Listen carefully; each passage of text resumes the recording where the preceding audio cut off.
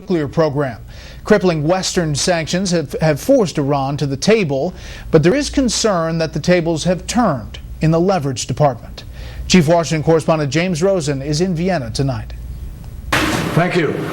Very, very good to see you.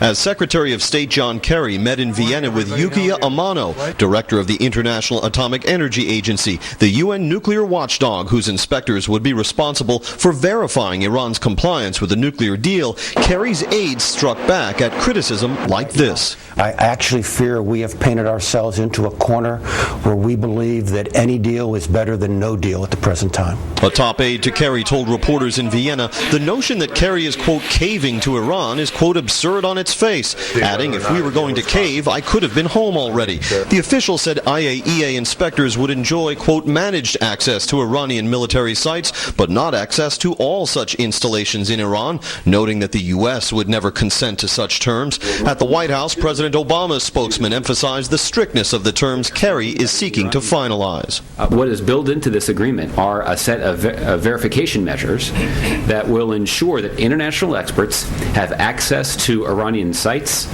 and Iranian facilities and even Iranian personnel to ensure that they're living up to the commitments that they make in the context of this agreement. U.S. officials made clear on Sunday they expected to blow past the June 30th deadline for an agreement, even as they telegraphed their unwillingness to agree to a long-term extension of the talks. Analysts said the Iranian government is hemorrhaging money in sanctions costs and support for the Assad regime in Syria, but nonetheless senses an opportunity in the talks. So you're suggesting that perhaps that even though they need it more, we may want it more. I think there's, what you would call an asymmetry of desire. Secretary Kerry wants to leave this legacy of resolving the Iran conflict, and the Supreme Leader has been ruling for 26 years, and his record has been very consistent. The organizing principle of the Iranian government is resistance against the United States.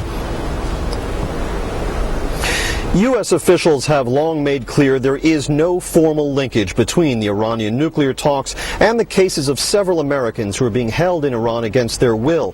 However, these same officials told us today they continue to use all available channels, including the sidelines of the nuclear talks, to press for the release of these Americans.